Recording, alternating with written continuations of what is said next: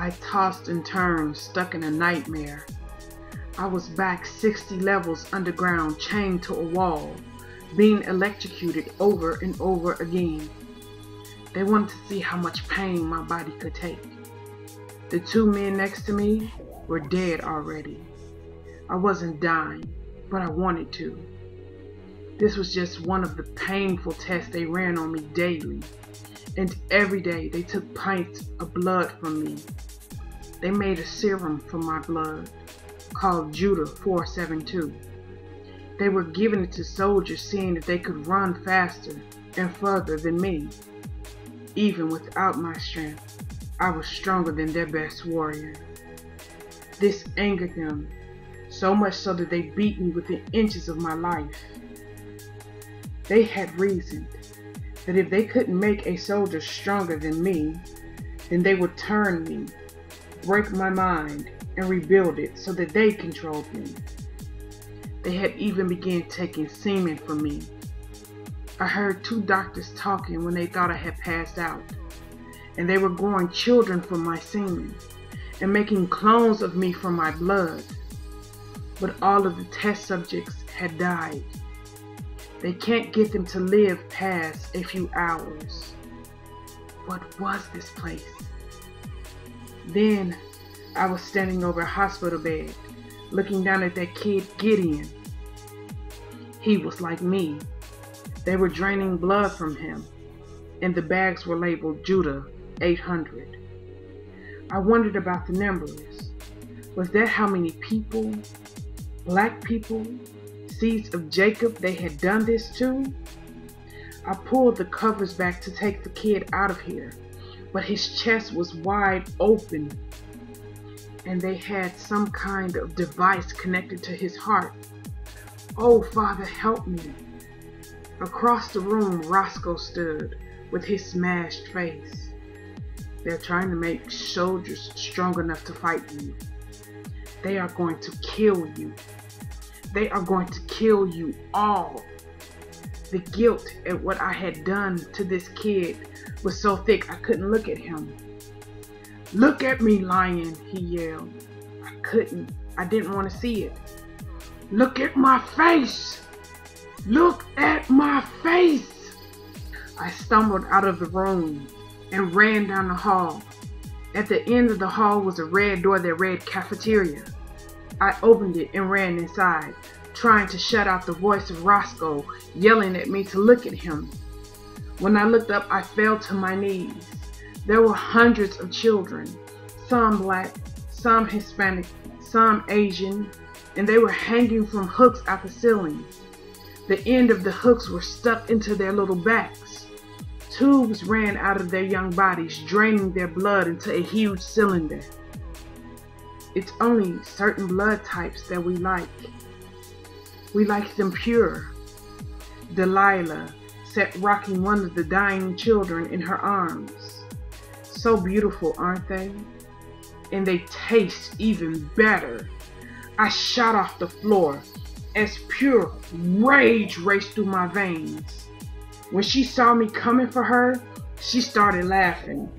I didn't stop until my hands were wrapped around her throat and I was crushing it between my fingers. She laughed and laughed until I felt the snap that signaled her life had come to an end.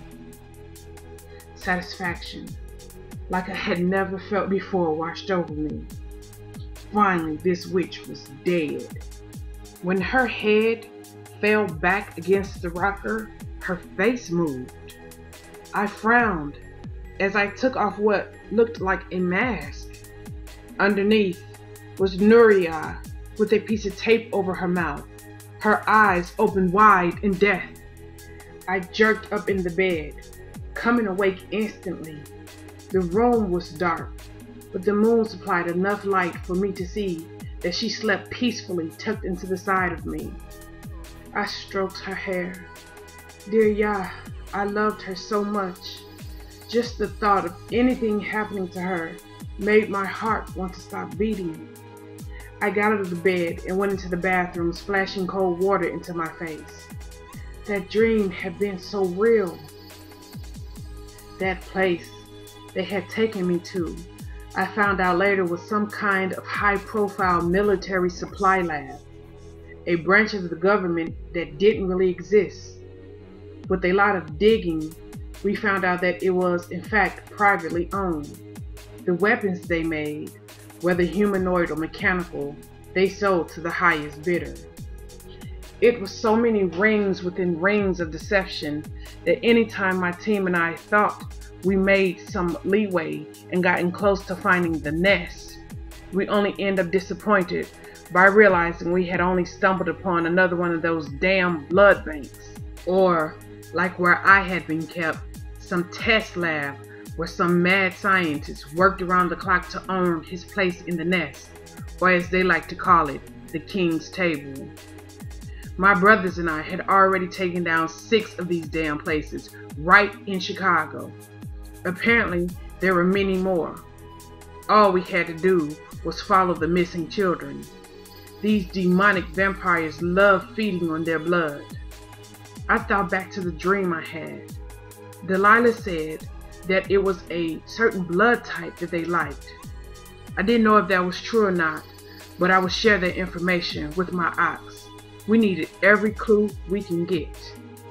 I looked in the mirror at myself, and I thought about the rage that I had felt chained to them walls, being forced to take their torture because I no longer had my strength. And I swore that if I ever got it back, if need be, I will single-handedly bring down this whole operation. I don't care how high up it goes. If Yah continues to give me the strength, I will continue to tear it down, brick by brick. I sat out on the beach, watching the seagulls circle the water looking for their dinner. Truly, this must be the most beautiful place in the whole world. Lion was around back of the house trying to get the engine going on that little old boat that looked like it was ready to give up the ghost. He said he had a surprise for me, and the only way we can get there was by boat. Sometime, y'all, my fist warrior could act like a little bitty boy. King lay sprawled out next to me, and I gently rubbed his belly. He purred so loud, I think the fish could hear in the lake. His head shot up, and he looked next to me. I turned to see what he was looking at and almost had a heart attack. The preacher was sitting down next to me in the sand. Oh my goodness, I almost had a stroke. I didn't hear you coming. He chuckled. Most people don't. Preacher? He looked out at the water as the waves gently lapped at the sand. Tell me the truth. Are you an angel? He chuckled again. Nah, nothing that interesting. I'm just a man. Yeah, but you don't act like a human man. And how does a human man act? Should I act like you see on TV? Well, no, because men on TV act like real life men do. Do they? He asked. Yeah, I think so. Oh my goodness. This was the most I had ever heard the preacher talk. And already he had scrambled my brain. Because the men in my neighborhood did in fact do as they saw in rap videos. So I guess maybe other men did too? So did that mean we were all acting out some kind of programming we saw on television? Wow, that was just too deep for a relaxing day at the beach. Did you see Lion? I asked him. He's around back, trying to fix that old boat. I didn't come to speak to Lion this time. You came to speak to me? I was shocked. The preacher was this almost bigger than life figure that, as far as I knew, came and went as he pleased, and the little talking he did only to Lion. What's the matter? I asked, more than curious to see what such a man had to say to me. He held out his hand in front of him, and as if on cue, King got up and walked to him to be patted. That was impressive. because King only listened to Lion like that.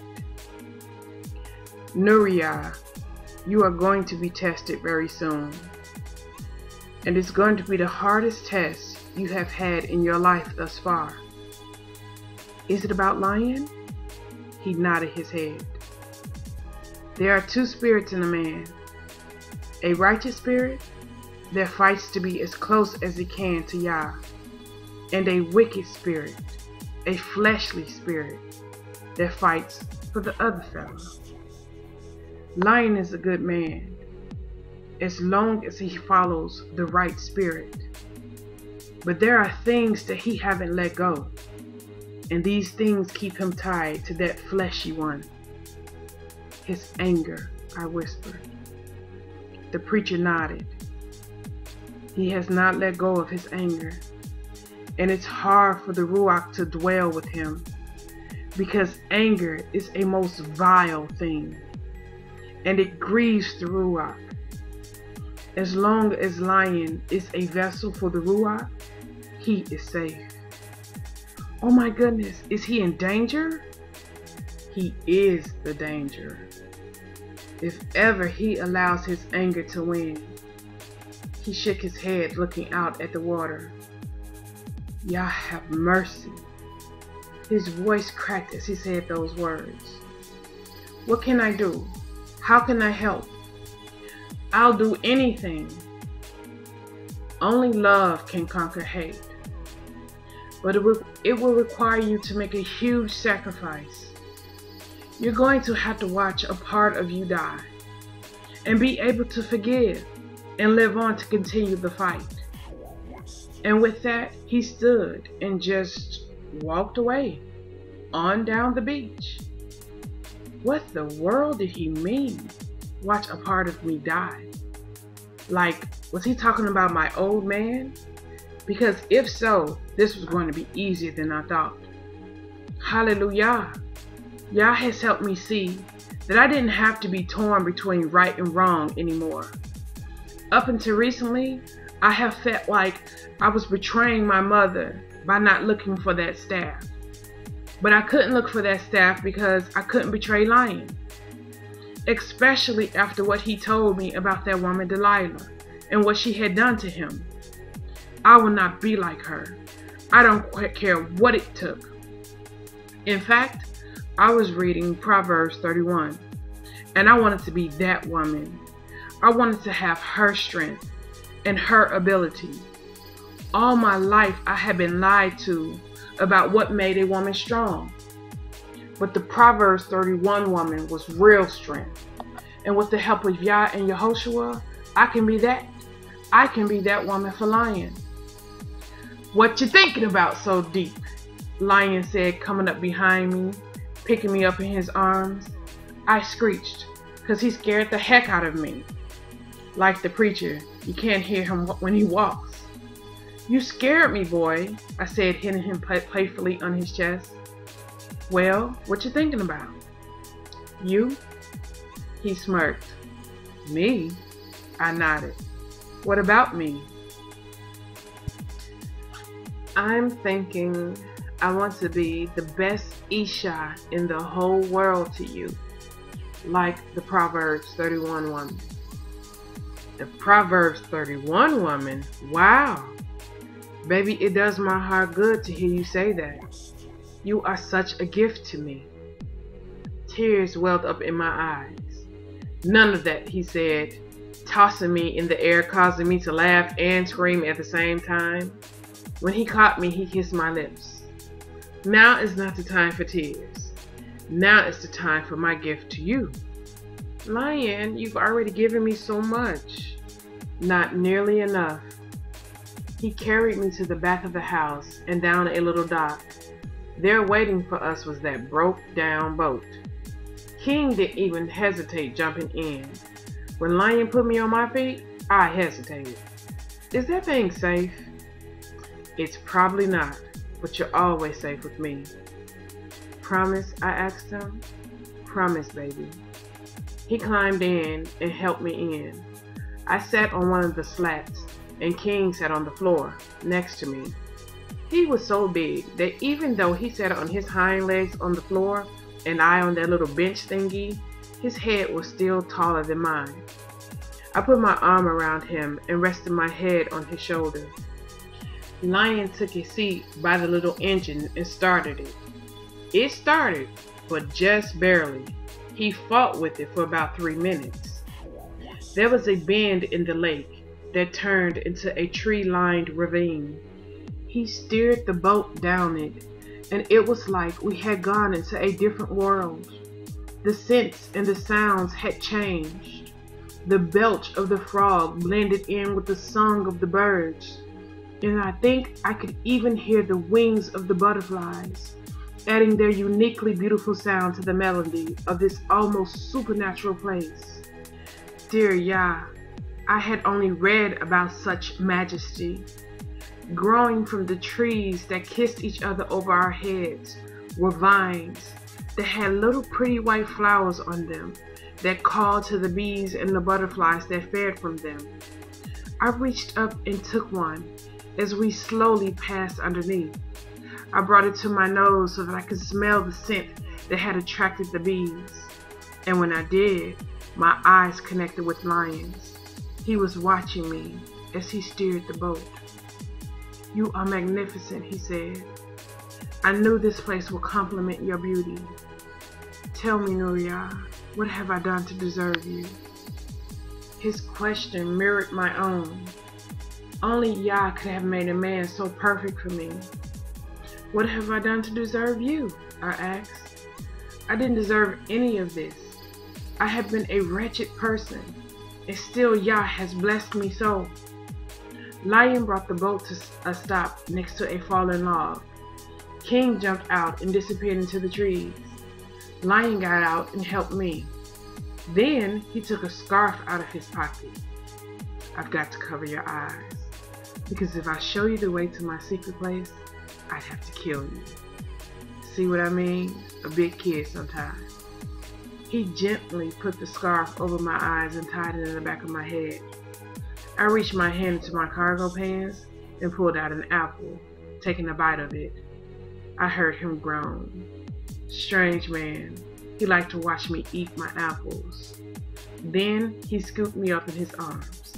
"Share," he said, and I held the apple to where I thought his mouth should be. He took a bite. This was something else he had taken to doing. Tons of apples in the house, but if he saw me with one, he would ask for a bite. Sometimes, if I was in the mood to share, like now, and other times I told him to get his own. We walked a good distance, and I could feel that he had stepped over logs or rocks. At one point, he had walked uphill and then down. When he finally put me on my feet and had taken the scarf off my eyes, I was almost done with my apple. But as I took in the sight before me, my hand froze, bringing my apple to a halt in front of my mouth. Oh, y'all, it was a meadow of wildflowers, as far as my eye could see. I was in paradise, right here on earth. I know it's not a field of sunflowers, but maybe you'll like these too, he said, standing on the side of me, his big body blocking out the sun. I looked up at him. "Maybe I'll like it," I yelled at him. "I love you, big boy." And then I hit him in the stomach and took off. I heard him behind me, so I threw my apple rind over my head. Maybe that'll slow him down. Not. He scooped me up and turned me around and around. I held my arms in the air, and for a moment, y'all, I was a bird flying over the most colorful canopy. King jumped and looped around Lion's legs. Then he came up on his hind legs and put his big paws in Lion's back. And we was going down. I yelled because I thought for sure I was going to land first, and all 200 plus pounds of pure muscle was going to crush me. But he did some kind of maneuver, turning us so that at the last minute, he hit the grass and I landed on top of him. Wow, I said, looking down at him, amazed at his ability. I'm glad you're impressed, he said. I think you crushed me. He grimaced in fake pain. Oh, I crushed you, did I? He nodded, flinching. I think you broke at least 4 of my ribs. I couldn't hold back the goofy grin from my face. If only I could do something to make you feel better, I said down at him. You want to make me feel better for real? I nodded my head. You'll do anything? He asked, still sounding hurt. I nodded my head. Then that fake pain disappeared off his face, to be replaced by a look I swear the Joker on Batman wore. King, go for a walk, buddy. The big cat disappeared instantly in the flowers. I screeched as he flipped us so that I was laying on the ground and he on top. His big hand came up to rest on my belly, and he played with the hem of my tank top, slowly lifting it. He leaned down and gave me the sweetest kiss, so different from his others. Lion was normally like a storm washing over me, but this time he slowly and gently kissed me as if I was the most precious thing on earth to him. You want to make me feel better? He asked again, kissing my cheek. I nodded. He reached into his pocket and pulled out that blindfold and gently tied it around my eyes. Okay, let me show you how.